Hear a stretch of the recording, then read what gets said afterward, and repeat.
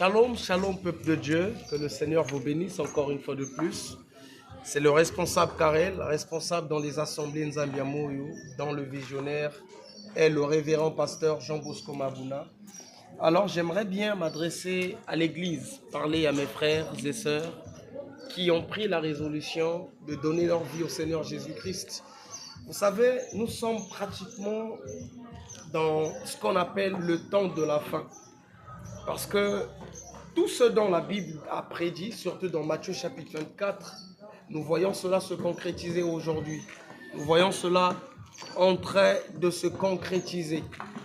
Nous voyons comment aujourd'hui la Bible interdit l'homosexualité, mais nous voyons comment les jeunes aujourd'hui tirent plaisir à l'homosexualité. Comment l'homme commence à avoir cette passion d'être affriandé, d'être affrionné par l'homme. La femme qui va avec une femme et l'homme qui va avec un homme.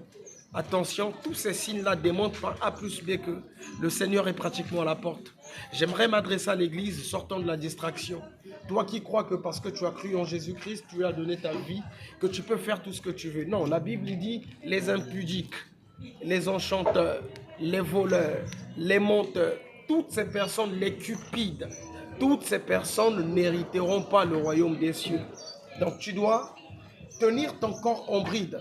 Tu dois faire excessivement attention parce que, on va marcher un peu.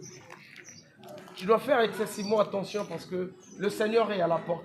Mon souhait, c'est que tu puisses, ce jour-là, dans la présence, dans la béatitude, dans la félicité éternelle, aux côtés de notre Seigneur Jésus-Christ, celui qui a donné sa vie à la croix pour nos péchés. La Bible dit que Dieu a tant aimé le monde qu'il a donné son Fils unique, afin que quiconque croit ne périsse point, mais ait la vie éternelle. Vous voyez, Dieu a mis le comble à son amour.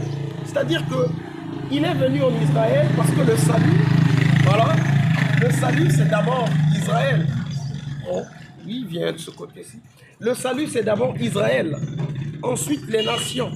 Mais la Bible dit, le Seigneur s'est tourné vers un peuple qui ne le cherchait pas.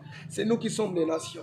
C'est pourquoi gloire à Dieu, à toutes ces personnes qui ont accepté Jésus comme Seigneur et Sauveur et qui ont pris la résolution de le servir, qui ont pris la résolution de mettre en exergue, de mettre en pratique, en évidence tous ces principes, toutes ces ordonnances, c'est-à-dire que toute la parole de Dieu, essayer de se battre, de s'évertuer, de mettre en application, sinon en applicabilité, tout ce dont le Seigneur nous recommande. C'est très important parce que nous sommes pratiquement dans les derniers temps, dans les derniers jours, le Seigneur est à la porte.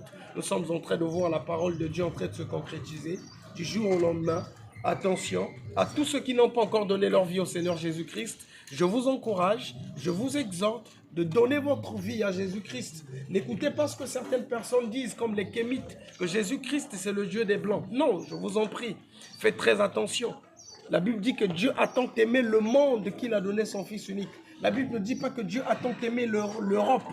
Donc dans le monde, l'Afrique est inclue. Ça veut dire que Jésus-Christ est mort pour les Africains, pour les Européens, pour les Asiatiques, ça dit pour toute race qui puisse exister sur la terre.